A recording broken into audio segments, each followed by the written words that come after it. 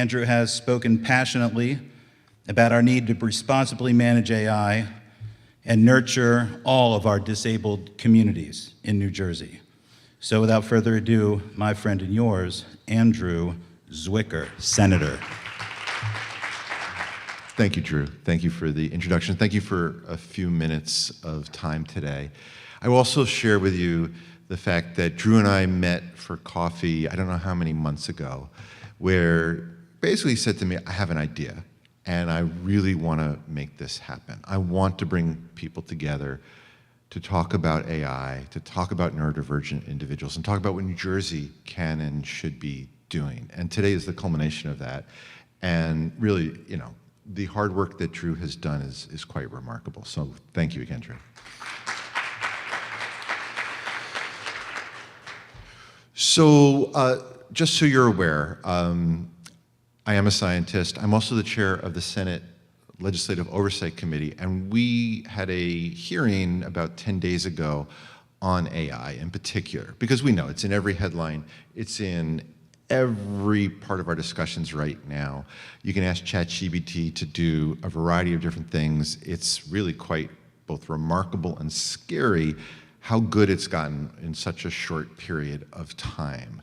I put a op-ed up on AI in the Star Ledger, so the last Sunday or the Sunday before, and it was written by ChatGPT and edited by me.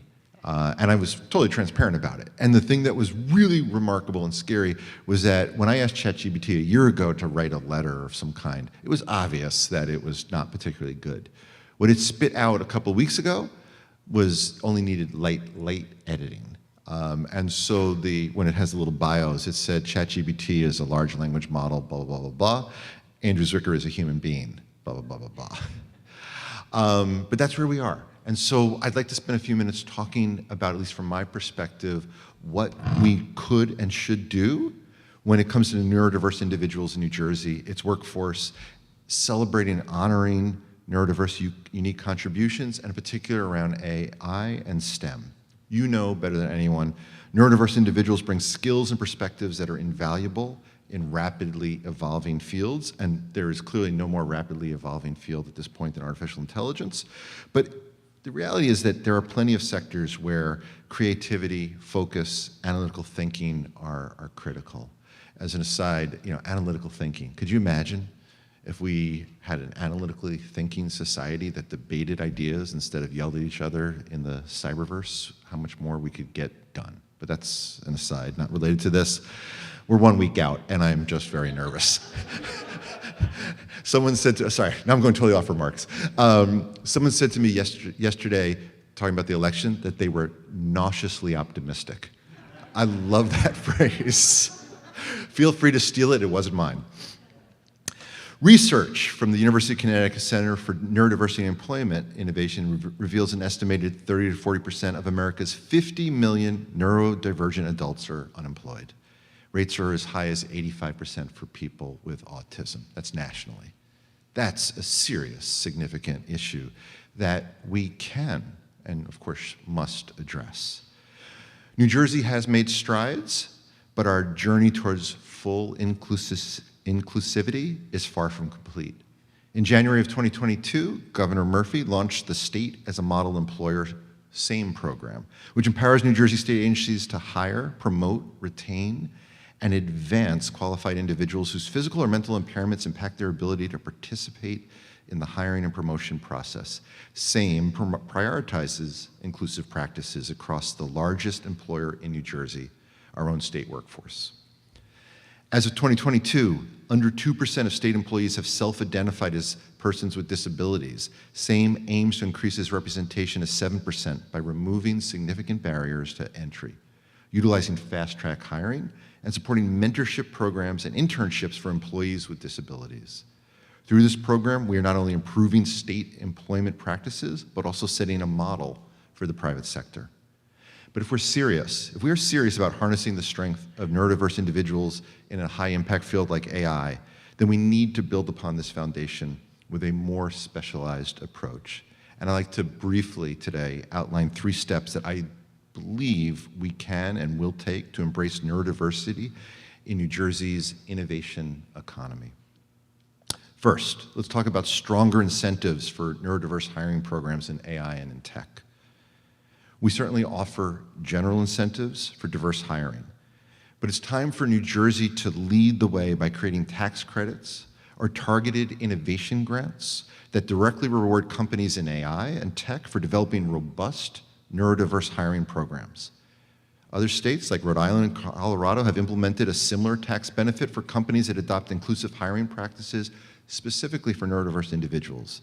And these incentives could be awarded to companies that implement hiring adjustments, provide accessible workspaces, or other tailored support structures like job coaching and training for supervisors.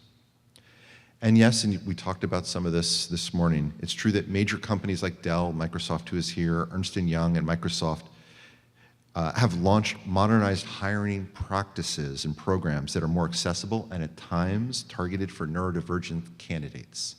It's also important for us to realize that we must incentivize these changes here in New Jersey in all of our businesses, including small businesses and startups. So I let you know that I am proud to be the author and prime sponsor of Senate Bill 3397, which is legislation that provides tax credits for employees to prioritize the hiring of individuals with disabilities, to place qualified workers in meaningful employment, and encourage employers to hire that diverse workforce. The bill has already received unanimous support during its first committee hearing just last month, and we're working now to move it through the Senate Commerce Committee so that we can get it to the floor of the state Senate.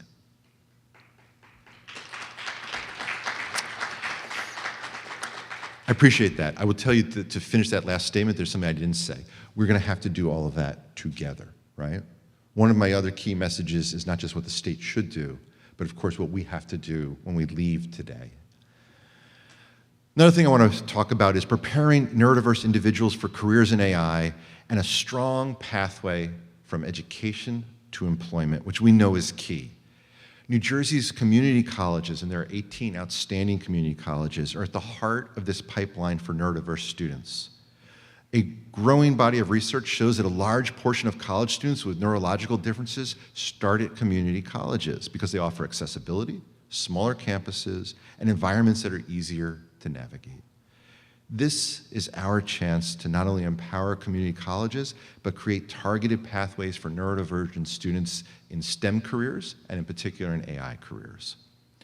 Our four-year universities are also moving forward. Rowan University has the PATH program, which emphasizes transitions to employment, gives students the tools they need to thrive. TCNJ's Lion Plus program, and here in New Brunswick, Rutgers University's College Support Program are providing training and employment opportunities to students. These are all important, but we can and we must do more. I would like to see a statewide tech talent pipeline program that funds neurodiverse-friendly STEM courses, offers scholarships, creates mentorships with neurodiverse professionals who are already in the field, who are going to pay it forward. We can and must collaborate with New Jersey's top tech companies to provide real-world experience through internships and apprenticeships designed specifically for neurodiverse students. This would provide individuals with marketable skills and also make our state an attractive destination for the next generation of tech talent. And finally, we have to think about our workspaces and how public policy can shape our workspaces. You know that many neurodiverse individuals thrive in settings designed with their needs in mind, whether that's quiet areas, adaptive workstations, sensory-friendly environments. Research shows, and some of the speakers earlier were talking about this, that many face significant challenges after entering the workforce. There was a survey by the Chartered Institute of Personnel and Development and a neuro-inclusive training provider called Optimize that said that more than half of neurodivergent workers feel a lack of support from both their broader organization and immediate team. This workplace stigma and lack of inclusivity are just all too common. 1 in 5 neurodivergent professionals report experiencing harassment or discrimination. Nearly a third choose not to disclose their neurodivergency to management or HR, fearing a negative career impact and stereotypical judgments. This often leads to masking, where neurodivergent individuals feel pressured to adapt their behavior to fit into a traditional office environment, which just leads to more stress and burnout, and you know that. 33% of those survey participants reported that their work environment negatively impacts their mental health and well-being, and that's wrong. And that's what we also have to address. So we need to lead the way in addressing this stigma. We need to partner with private companies to develop state-supported co-working spaces, innovation hubs tailored specifically for neurodivergent employees. SAP's Autism at Work has shown that inclusive workspaces can directly benefit neurodivergent employees while fostering a more diverse and creative workspace. So we, again, have to look at grants and incentives for companies to create these spaces, not only to provide the accommodations, but set the standard for other states. It'll make New Jersey an attractive home for companies that prioritize a supportive, neurodiverse workplace. So to wrap it up, these policies that I've outlined today aren't just about doing what's right, they're about harnessing a powerful, often untapped source of talent that can drive our economy forward. By providing incentives for neurodiverse hiring, building educational pathways, creating neurodiverse-friendly workspaces, New Jersey can become a beacon of inclusivity and innovation. And so, as I said quickly before, I invite all of you here to join me in this, because it will take political work, it will take political capital, it will take state funding. But these are all tangible things that we can do, and you know better than anyone else the unbelievable impact that that will have. So let's make New Jersey the premier destination for neurodiverse talent, where innovation, inclusivity, and opportunity flourish side by side. I very much appreciate a few minutes with you today. I'm very grateful for the work you're doing, and I thank Drew again for inviting me.